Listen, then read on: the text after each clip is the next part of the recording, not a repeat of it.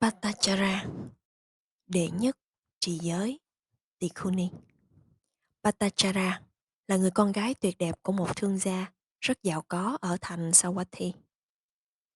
Khi cô lên 16, cha cô nhốt cô trên lầu thượng của một dinh thự 7 tầng, nơi xung quanh cô lúc nào cũng có những người canh gác để ngăn chặn cô giao du với những chàng thanh niên. Dù cẩn mật như vậy, cô vẫn đem lòng yêu thương một người con trai giúp việc trong nhà. Khi cha mẹ sắp đặt hôn nhân cho Babachara với một thanh niên trong gia đình môn đăng hộ đối, cô hoảng hốt quyết định đi trốn cùng với người yêu của mình. Giả dạng thành một tớ gái, cô gặp người yêu ở dưới phố, rồi cả hai đến một làng nhỏ xa thành Sawathi. Nơi đây người chồng trồng trọt trên một mảnh đất nhỏ để kiếm sống, còn người vợ làm tất cả các công việc lặt vặt trong nhà mà trước nay gia nhân tôi tớ của cha mẹ cô phải làm. Như thế, cô đã sớm gặt hái nghiệp quả của mình.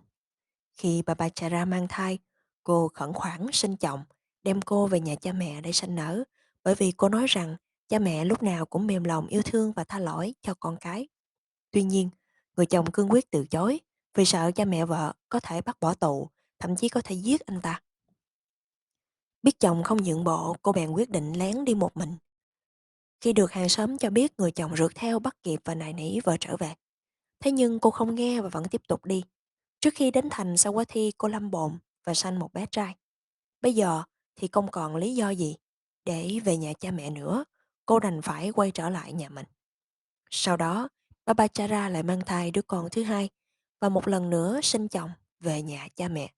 Lại bị chồng từ chối, lần này cô dắt đứa con thơ tự mình đi về. Một lần nữa người chồng đuổi theo và lại một lần nữa cô cương quyết không đổi ý. Thế là cả ba người cùng đi. Được một khoảng nửa chặng đường thì có một cơn bão khủng khiếp bất ngờ ập xuống với nhiều sấm sét và mưa lũ không dứt. Ngay lúc ấy, cô chuyển dạ muốn lâm bồn và yêu cầu chồng đi kiếm chỗ trú bão lục. Người chồng bèn đi tìm vật liệu để dựng tạm một ngôi chòi. Khi anh ta đang chặt vài cành cây non bị một con rắn độc ẩn dưới ụ đất chui ra và cắn anh ta ngã chết ngay lập tức. Babachara trông ngóng, mãi không thấy chồng về. Rồi cô hạ sanh đứa con trai thứ nhị. Suốt đêm cả hai bé khiếp đảm thét la dưới cơn mưa, sấm sét, kinh hoàng. Nhưng bảo bọc che chở duy nhất, người chỉ là một tấm thân gầy gò tơi tả của người mẹ đau khổ. Sáng sớm hôm sau, cô quấn đứa bé sơ sinh, ngang hông, đưa một tay cho đứa con lớn nắm, rồi hướng về phía người chồng cũ đã đi và nói: "Đi, con yêu, cha đã bỏ mẹ con mình rồi." Khi rẽ qua khúc quanh con đường, cô thấy người chồng nằm chết, thân cứng đờ như khúc gỗ. Cô ngừng lại, kêu gào khóc lóc tự trách mình đã giết hại chồng, rồi lại phải tiếp tục cuộc hành trình. Đi một lúc, ba mẹ con đến trước sông Chirawati. Sau cơn mưa bão đêm qua, dòng sông dâng đầy, cao ngang eo, nước thì chảy xiết do lũ. Biết sức mình quá yếu không thể vượt qua sông cùng lúc với hai con nhỏ, bà Bachara để đứa con lớn lại bờ sông bên này, rồi bồng đứa bé qua sông, đặt bên bờ bên kia, xong trở lại mang tiếp đứa lớn sang sông. Khi đang ở giữa sông, một con diều hâu đang tìm mồi thấy đứa nhỏ đỏ hỏn, tưởng là miếng thịt tươi, xà xuống, quắp đứa bé bay đi. Quá đột ngột. Bà Bachara chỉ có thể nhìn theo con bất lực kêu gào. Đứa con lớn thấy mẹ dừng lại giữa dòng sông và la lớn, tưởng mẹ đang kêu mình chạy theo mẹ. Nhưng vừa bước xuống sông, cậu bé liền bị dòng nước xiết cuốn phăng đi. Kêu gào khóc than thảm thiết. Cuối cùng Babachara cũng phải thấu hiểu và tiếp tục đi nốt đoạn đường. Lòng khủng hoảng tan nát sau ba thảm cảnh mất chồng và hai con đổ xuống đời cô chỉ trong một ngày. Thế nhưng bất hạnh vẫn tiếp tục chồng chất thêm mãi. Khi gần đến thành Sawathi, Babachara gặp một người lữ hành. Vừa rời thành, cô hỏi thăm về gia đình cô, người ấy nói: "Hãy hỏi tôi về bất cứ gia đình nào, trừ gia đình ấy, xin đừng hỏi tôi về họ." Nhưng cô năn nỉ mãi, nên người ấy cũng cho biết. Đêm qua, cơn bão khủng khiếp đã đánh sập nhà họ, giết chết ông bà chủ nhà và đứa con trai, thi thể họ vừa mới được hỏa thiêu sáng nay. Kìa, cô có thể thấy được làn khói xanh đang bay từ giàn thiêu. Khi Babachara nhìn thấy làn khói, cô liền hóa điên dại, xé nát quần áo, chạy lăn tăn khắp nơi và kêu gào, khóc lóc. Mọi người đều bảo cô là người điên và liền rác rưởi, hoặc ném đất cát, túi bụi vào người cô. Nhưng cô vẫn tiếp tục đi cho đến khi vào ngoại thành Sawathi.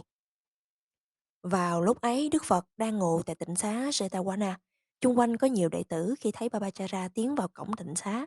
Ngài biết căn cơ cô đã chín mùi để thọ nhận lời dạy về giải thoát của Ngài.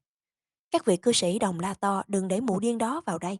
Nhưng Đức Bổn Sư từ tốn đừng ngăn cản, cứ để cô ấy đến gặp Như Lai. Khi cô đến gần, Đức Phật dịu dàng nói: "Này hiền muội, hãy hồi tỉnh lại."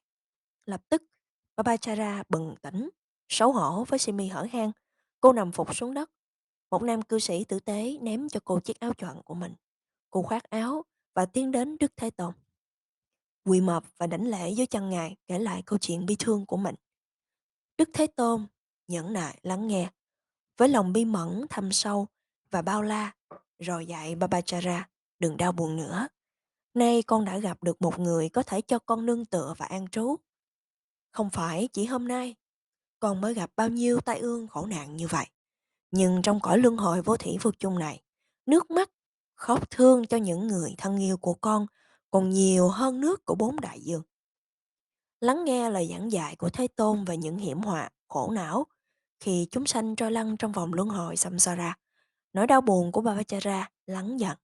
Đức Phật chấm dứt bài pháp bằng câu kệ: nước biển ít hơn nước mắt của chúng sanh, đau thương khóc bao đời, sao cô vẫn buồn lung.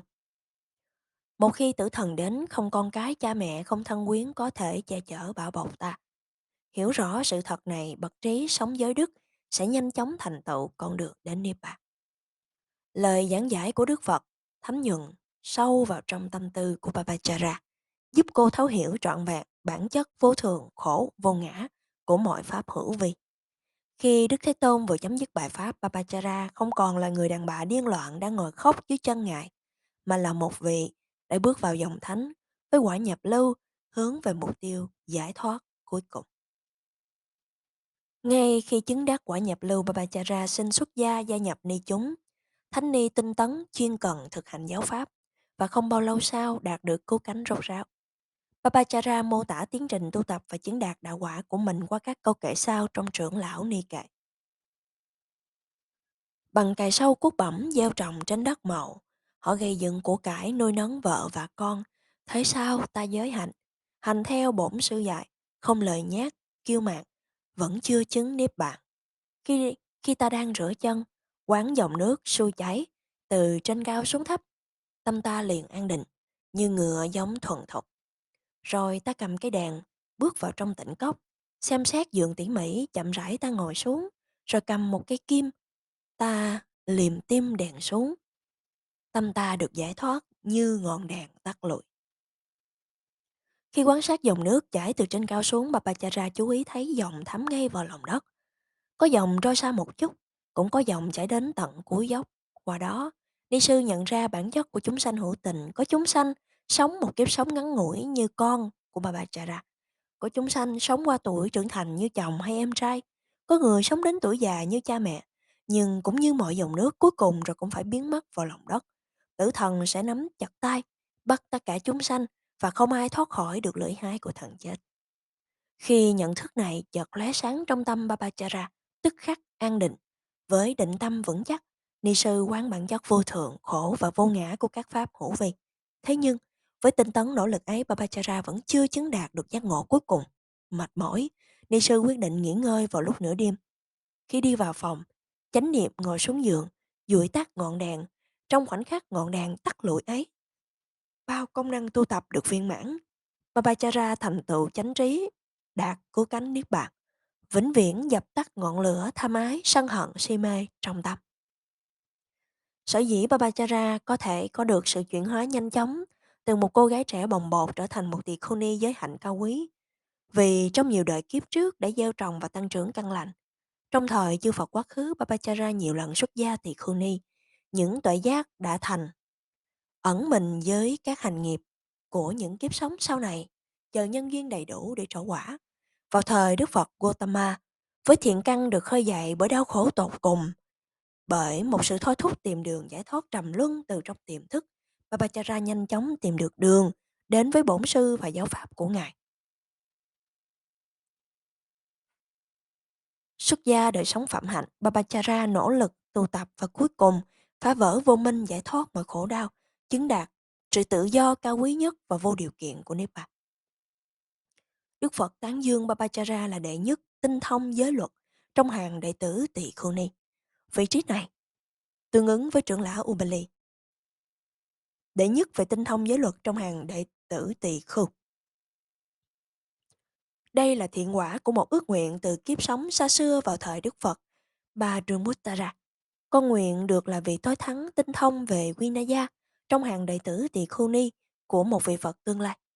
Ngoài ra, Babachara có lẽ đương nhiên đặc biệt chú tâm đến việc nghiêm trị giới luật bởi vì những năm còn trẻ dại đã từng trải qua kinh nghiệm sâu sắc và cái giá đáng cay của tình cảm bồng bột và hành động liều lĩnh thiếu thận trọng.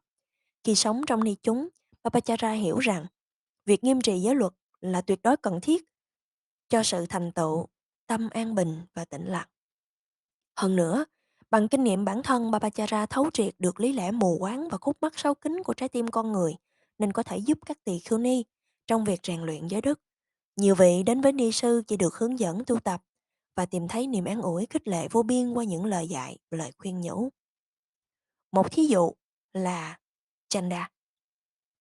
Vị tỳ khưu ni đã biểu lộ lòng tri ân của mình đến Babachara bằng hai kệ trong trưởng lão ni kệ. Chanda thời nhỏ phải sống trong cảnh nghèo khổ vì gia đình bị mất hết tài sản, rồi một bạo bệnh phát ra giết hại cả nhà.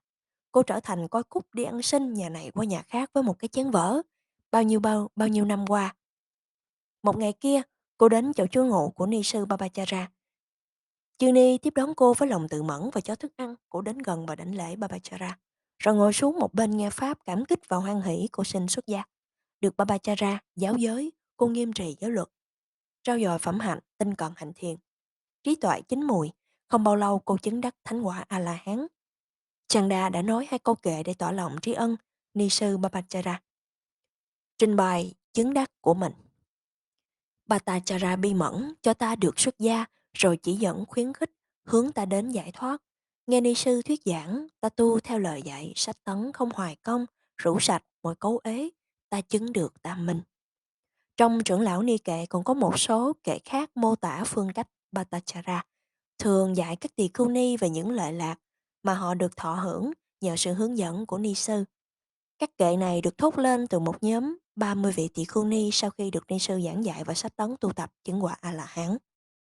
Hãy hành lời Phật dạy, sẽ không phải hối tiếc, nhanh chóng rửa sạch chân, rồi ngồi xuống một bên thuần thục, an tịnh tâm hành theo lời Phật dạy. Sau khi nghe hướng dẫn từ Bhattacharya, họ rửa chân và ngồi rồi chú tâm an định, hành theo lời Phật dạy. Canh thứ nhất trong đêm, họ nhớ đời quá khứ. Canh chặn giữa trong đêm, họ thanh tịnh thiên nhãn. Canh cuối cùng trong đêm, họ phá vỡ vô minh.